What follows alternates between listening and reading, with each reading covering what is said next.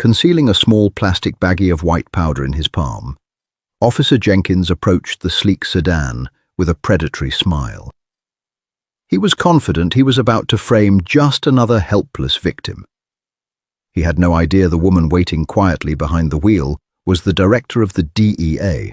The stretch of Interstate 85 that cuts through Oak Haven County, Georgia, is notoriously desolate. Lined with towering loblolly pines and decaying billboards, it is a strip of asphalt where jurisdiction blurs and local law enforcement operates with near absolute impunity. For years, the Department of Justice had received anonymous whispers about Oak Haven. Reports of illegal seizures, racial profiling, and highway robbery committed by men wearing tin stars. Officer Bradley Jenkins was one of those men. At 4:15 p.m. on a sweltering Tuesday afternoon, Jenkins was parked in the shadow of an overpass, his radar gun resting on his lap. He wasn't looking for speeders, he was looking for marks. In Oak Haven County, the Sheriff's Department funded its bloated budget and the Sheriff's private boat collection through civil asset forfeiture. To Jenkins, out-of-state plates on high-end vehicles driven by minorities were nothing more than rolling ATMs. A sleek, charcoal-grey 2024 Dodge Charger glided past his cruiser, doing exactly the speed limit. The tint on the windows was legal, but dark enough to obscure the driver. The plates were from Maryland. Jenkins ran the tags through his terminal. The system returned a generic registration to a fleet holding company in Bethesda. Jenkins grinned. A fleet vehicle, probably a rental or corporate. Cash, expensive laptops, maybe some jewelry inside. He tossed his half-eaten sandwich onto the passenger seat, threw the cruiser into drive, and flicked on his light bar. The siren wailed, shattering the humid afternoon silence. A quarter-mile ahead, inside the Charger, Valerie Covington checked her rearview mirror. She didn't panic. She didn't curse. Instead, her eyes narrowed with sharp, analytical precision. Valerie Covington was a 52-year-old black woman who had spent the last 28 years dismantling international cartels. She had started as a street-level undercover agent in Miami, surviving shootouts and betrayals, rising through the ranks with a reputation for terrifying competence and unbreakable integrity. 3 months ago, she had been appointed as the Executive Director of Operations for the Drug Enforcement Administration. She was currently the third highest-ranking narcotics enforcement official in the United States. She was also currently off-duty, driving back to Washington, D.C. after attending a closed-door, multi-agency task force briefing in Atlanta. Valerie eased the Charger onto the gravel shoulder, placing the vehicle in park. To Officer Jenkins, the Charger looked like a standard civilian sports sedan. He had no way of knowing that under the hood was a reinforced pursuit-rated engine, or that the vehicle's chassis was armored. More importantly, he didn't know that the car was outfitted with a state-of-the-art surveillance system. Hidden microcameras were embedded in the rearview mirror, the dome light, the dashboard vents, and the B-pillars. Everything that happened inside and directly outside the vehicle was currently being recorded in high-definition 4K audio and video, streaming live to a secure, encrypted federal server in Virginia. Valerie rolled down all 4 windows, a standard procedure she had learned decades ago to ensure transparency during stops. She placed both hands firmly on the steering wheel, her posture relaxed but vigilant. Jenkins swaggered up to the passenger side, deliberately avoiding the driver's side to force her to turn and look at him. It was a classic dominance play. He was a thick-necked man in his late 30s, his uniform slightly too tight, a pair of mirrored sunglasses hiding his eyes. "License, registration, and proof of insurance," Jenkins barked, resting his hand casually on the butt of his Glock. "Good afternoon, officer," Valerie said, her voice smooth and perfectly modulated. She didn't reach for her purse immediately. "Before I reach into my bag, may I ask why I was pulled over?" Jenkins sneered. He hated when they asked questions. He hated when they didn't immediately cower. "You drifted over the fog line back there by mile marker 112. Failure to maintain a lane. Now the documents. Let's go." It was a lie. Valerie knew it was a lie. She had been driving with cruise control and lane assist engaged. But she nodded slowly. "Understood. I am reaching into the leather bag on my passenger seat for my wallet." She handed him her standard Maryland driver's license, not her federal credentials. Her agency ID badge and a Sig Sauer P365 were locked inside a biometric safe bolted beneath the driver's seat. She wanted to see exactly how this local officer operated. Jenkins snatched the ID. "Valerie," he read the first name, omitting her title and last name in a blatant show of disrespect. "Where you coming from today, Valerie?" "Atlanta. Headed home," she replied evenly. "Atlanta," Jenkins repeated, leaning closer, practically sticking his head into her car. He sniffed the air aggressively. "You know, Valerie, Atlanta is a major hub for narcotics trafficking, and I'm smelling a very distinct odor of marijuana coming from this vehicle." Valerie didn't flinch. The phantom smell. It was the oldest, dirtiest trick in the corrupt cop playbook. It was an unprovable, subjective claim used to instantly manufacture probable cause and bypass the Fourth Amendment. "Officer, I do not smoke marijuana. I have never smoked marijuana. There is no marijuana in this vehicle," Valerie stated, her tone shifting from polite to firmly authoritative. "Well, my nose says different," Jenkins smirked, tapping the roof of her car. "Step out of the vehicle." "I am officially stating for the record that I do not consent to any search of my person or my vehicle," Valerie said, looking directly into the lens of Jenkins's body camera, which, she noted with professional disgust, had a piece of black electrical tape partially covering the microphone. "I don't need your consent," Jenkins snapped, his temper flaring. "I have probable cause. Now get out of the damn car before I pull you out." Valerie unbuckled her seatbelt. She knew the law, and she knew the Supreme Court rulings. On the side of the highway, the officer has tactical control. You fight the battle in the courtroom, not on the shoulder of Interstate 85. She stepped out into the sweltering Georgia heat, standing tall. Even in casual slacks and a silk blouse, she carried a commanding presence that momentarily threw Jenkins off balance. "Move to the front of my cruiser. Put your hands on the hood," Jenkins ordered, unclipping his radio. "Dispatch, this is Unit 4. I need a secondary unit out here on 85 North, mile marker 114. Suspect vehicle search." As Valerie stood by the front of the police cruiser, the hot metal burning through her blouse, she looked back at her charger. She knew exactly what was about to happen, and she knew that Officer Jenkins was about to ruin his own life. 3 minutes later, a second Oak Haven County cruiser tore onto the shoulder, kicking up a cloud of dust. Deputy Greg Hayes stepped out. Hayes was younger, maybe 25, with an anxious, twitchy energy. He looked at Valerie, then at Jenkins, who was already putting on a pair of black nitrile gloves. "What have we got, Brad?" Hayes asked, keeping a hand near his belt. "Got a drug runner," Jenkins said confidently, though he hadn't searched a single inch of the car yet. "Smelled weed clear as day. Keep an eye on her. If she moves, put her in the dirt."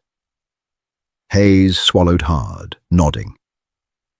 He stood a few feet from Valerie, trying to look intimidating. Valerie ignored him entirely. Her eyes were locked on Jenkins as he approached her open car door. Inside the federal server room in Virginia, 2 DEA analysts monitoring VIP transit feeds were already watching the live broadcast from Valerie's car. They had alerted the regional quick response team the moment Jenkins commanded her out of the vehicle. Jenkins leaned into the driver's side of the Charger. He rummaged through the center console, tossing her lip balm, charging cables, and a pack of gum onto the passenger seat. He popped the glove box. Nothing but the rental agreement and the car's manual. He checked the door panels. Clean. Frustration began to mount in Jenkins's chest. He had profiled her perfectly. A lone black woman in a high-end car. There was supposed to be a duffel bag of cash, or at least a few ounces of weed he could confiscate along with the vehicle. The Oakhaven precinct had a quota to meet this month, and Jenkins was behind. He glanced back at Valerie. She was watching him with an infuriatingly calm expression. No panic, no nervous fidgeting, just a cold, calculating stare that made the hairs on the back of his neck stand up. Fine, Jenkins thought. We'll do it the hard way. Jenkins turned his back to the open door, shielding his hands from his younger partner's view. He reached into the deep cargo pocket of his tactical trousers. His fingers brushed against a small, crinkled plastic baggie. He always carried it for situations just like this. It was a proprietary blend of crushed aspirin, baking soda, and a dash of methamphetamine, just in case a field test was ever run. A drop bag. With a practiced flick of the wrist, Jenkins pulled the baggie from his pocket and tossed it down between the driver's seat and the center console, pushing it slightly under the seat track. What Jenkins didn't know was that the hidden 4K camera in the dome light caught the entire movement from a top-down angle. The camera hidden in the dashboard vent caught his hand retrieving the bag from his pocket. The microphone picked up the distinct crinkle of the plastic. It was a flawless, multi-angle shot of police corruption in action.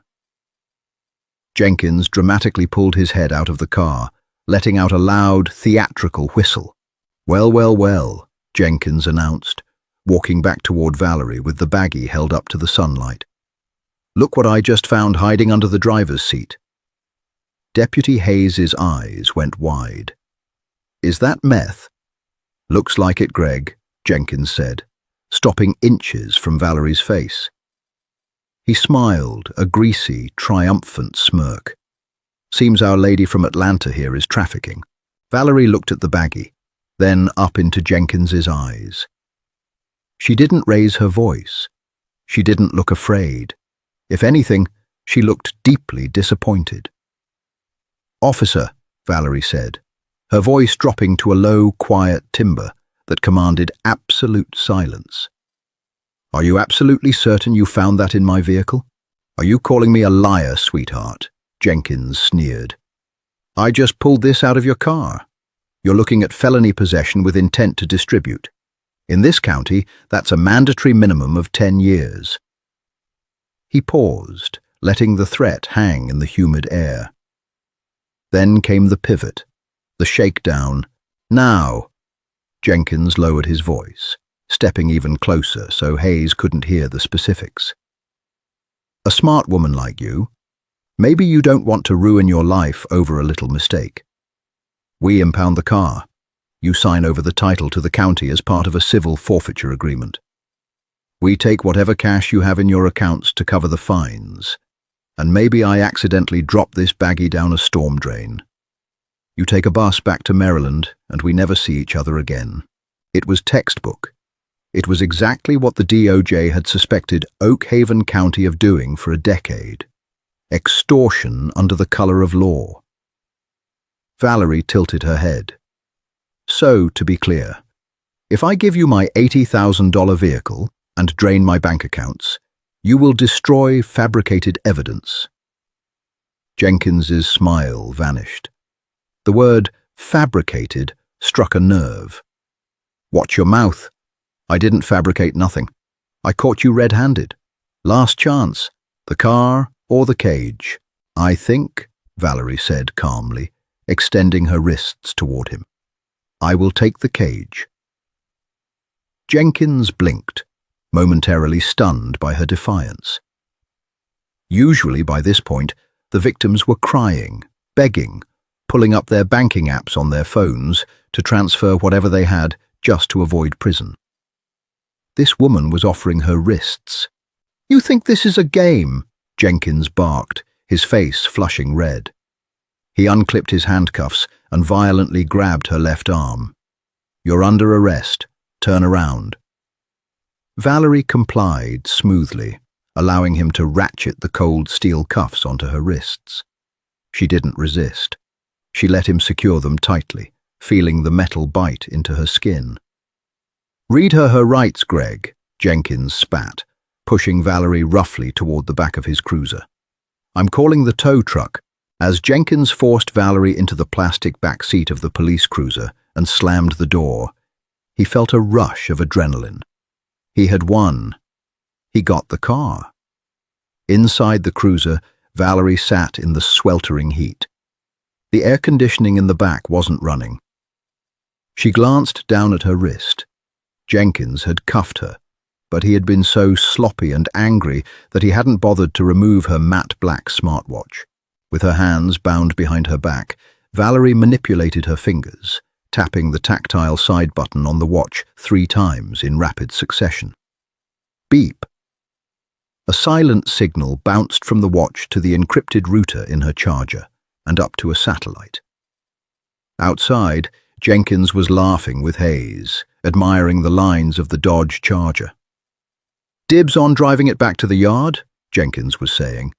They had no idea that 20 miles away, 2 armored black Bearcats belonging to the DEA's Special Response Team had just activated their sirens, tearing down Interstate 85 at 110 miles an hour. Jenkins had just kidnapped the director of the DEA, and hell was about to descend on Oak Haven County.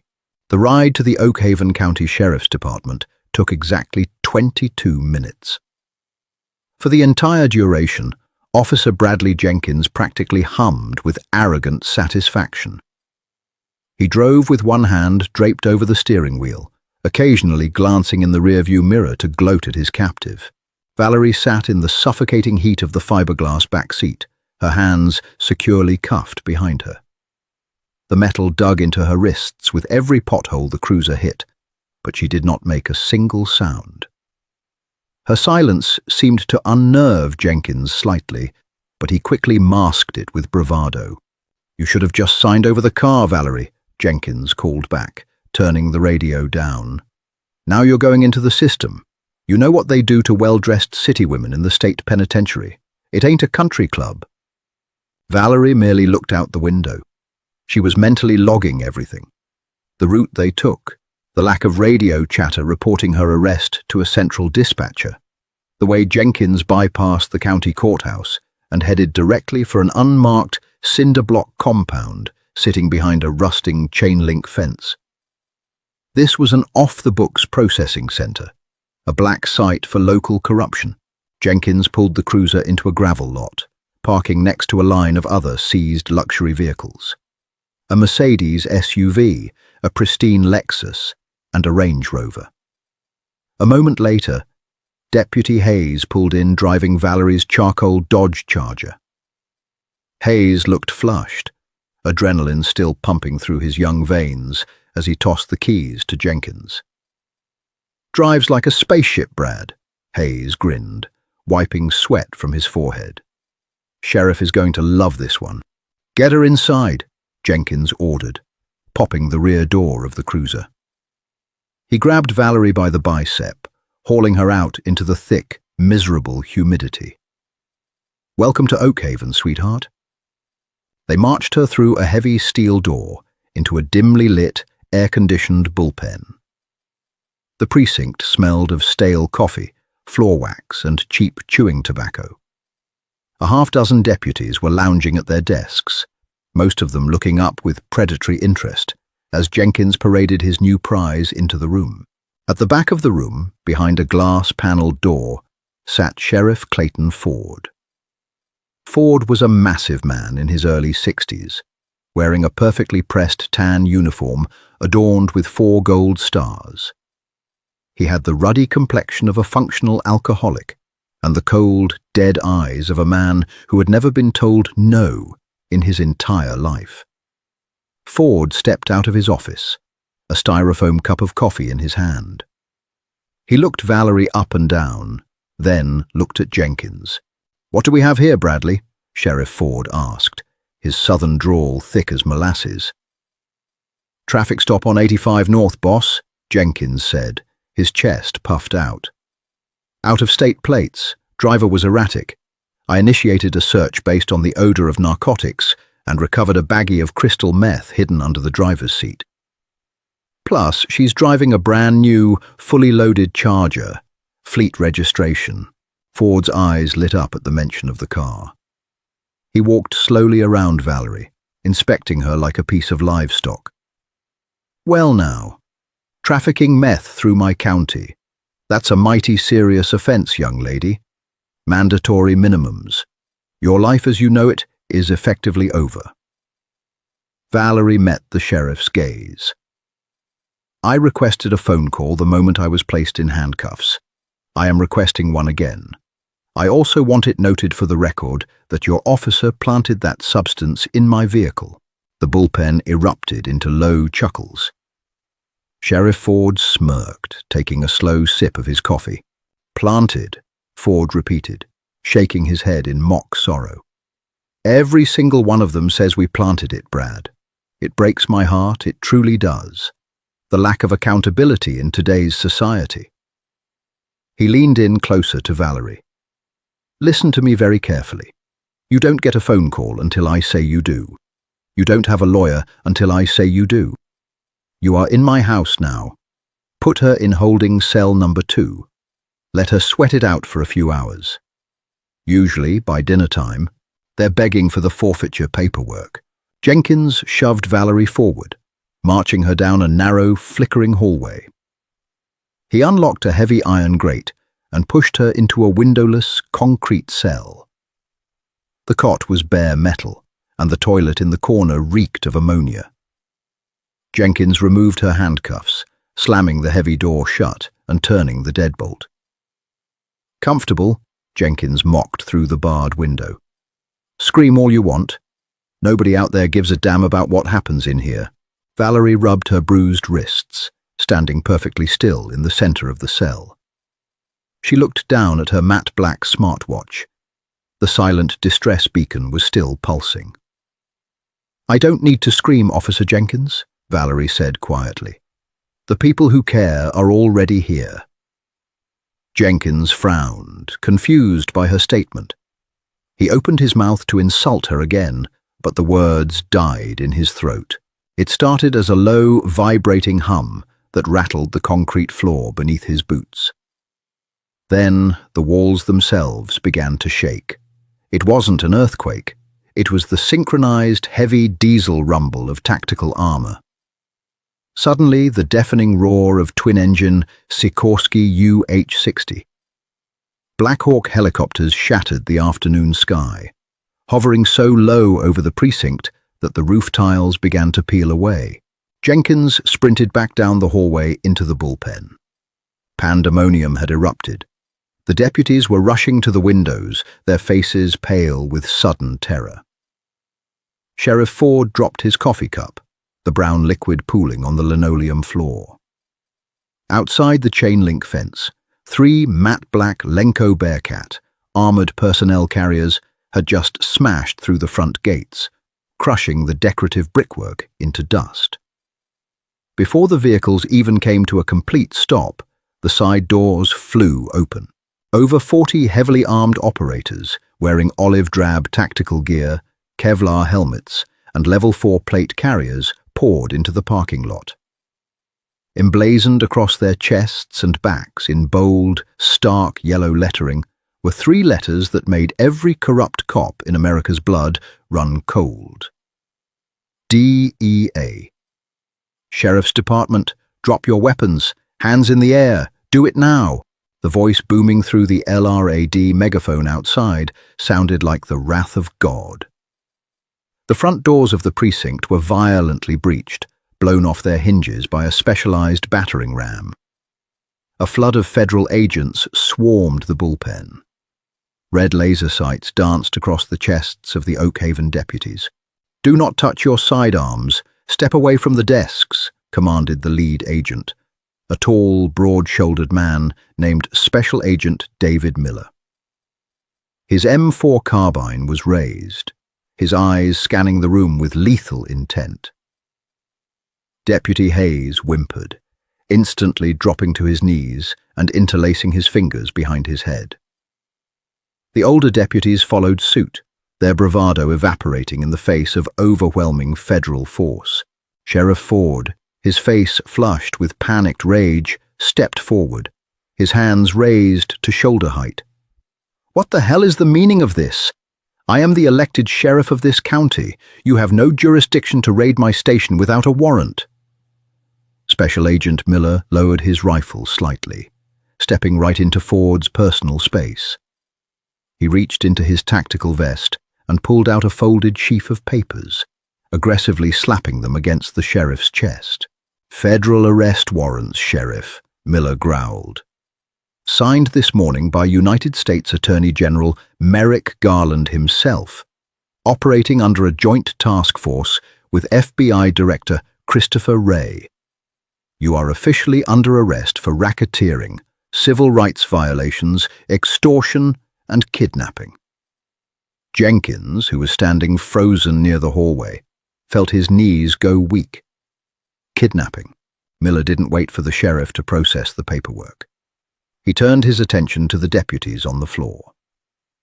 "Where is the woman you brought in here 20 minutes ago? Where is the driver of the Dodge Charger?" "Holding cell 2, Hayes cried out from the floor, tears streaming down his face. "Jenkins put her in cell 2. I didn't do anything, I swear to God. I just drove the car." Miller signaled 2 heavily armored operators. They rushed past Jenkins, nearly knocking him over, and headed down the flickering hallway. Jenkins turned slowly, watching as the federal agents reached the iron grate. Instead of kicking it in, they stopped. They lowered their weapons. One of the operators carefully unlocked the deadbolt and pulled the heavy door open. Agent Miller walked down the hallway, stopping at the threshold of the cell. The entire precinct watched in dead silence. Miller snapped to a rigid position of attention. "Director Covington, the perimeter is secure. Are you injured, ma'am?" Valerie Covington stepped out of the gloomy cell, adjusting the cuffs of her silk blouse. The bruising on her wrists was visible, but her posture was that of an empress stepping out of a carriage. "I am uninjured, Agent Miller," Valerie said, her voice echoing down the silent hallway. "Though I cannot say the same for my schedule." Jenkins stopped breathing. His heart slammed against his ribs like a trapped bird. "Director."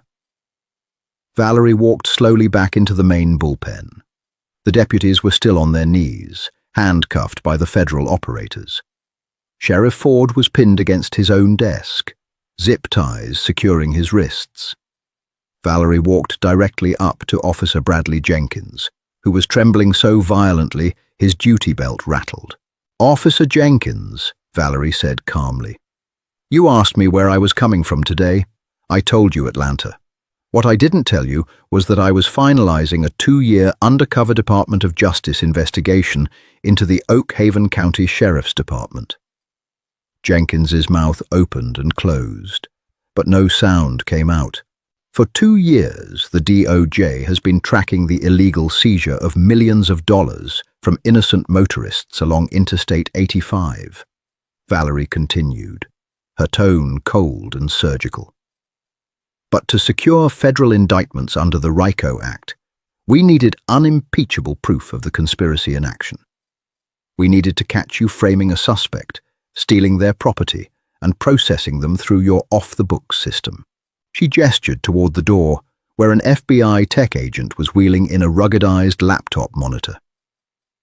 "My vehicle, which you so graciously transported to your lot, is a heavily modified federal asset," Valerie explained. "It contains 12 hidden 4K cameras. As we speak, the footage of you pulling a baggie of methamphetamine from your right cargo pocket and planting it under my seat is being reviewed by a federal grand jury in Washington, D.C. Jenkins let out a pathetic, suffocating gasp. He looked at Sheriff Ford, who was staring at the floor, utterly broken. "The twist, Officer Jenkins," Valerie said, stepping close enough that he could see the absolute authority in her eyes, "is that you didn't just pull over a random woman today. You pulled over the executive director of the United States Drug Enforcement Administration, and you kidnapped a federal agent. I didn't know," Jenkins whispered, tears finally spilling over his eyelids. "Please, I didn't know who you were." "That is exactly the point," Valerie said, turning her back on him. "It shouldn't matter who I am. It shouldn't matter who anyone is. Agent Miller, get this trash out of my sight. Transfer them to USP Atlanta. I want them in federal custody before sundown." "Yes, Director," Miller barked, as Jenkins was dragged out of the precinct in handcuffs, sobbing uncontrollably. Valerie walked out into the sweltering Georgia afternoon. The sun was beginning to set, casting long shadows across the gravel lot. She walked up to her charcoal Dodge Charger, the engine already running, the AC blowing cold. She got in, adjusted her rearview mirror, and pulled out onto the highway, leaving the corrupted empire of Oakhaven County burning in her rearview mirror. Wow, what an incredible, massive twist. The arrogance of a corrupt cop completely backfiring when he accidentally targets the most powerful woman in federal law enforcement. This story proves that power unchecked will always face a reckoning, and true justice hits hardest when it's least expected.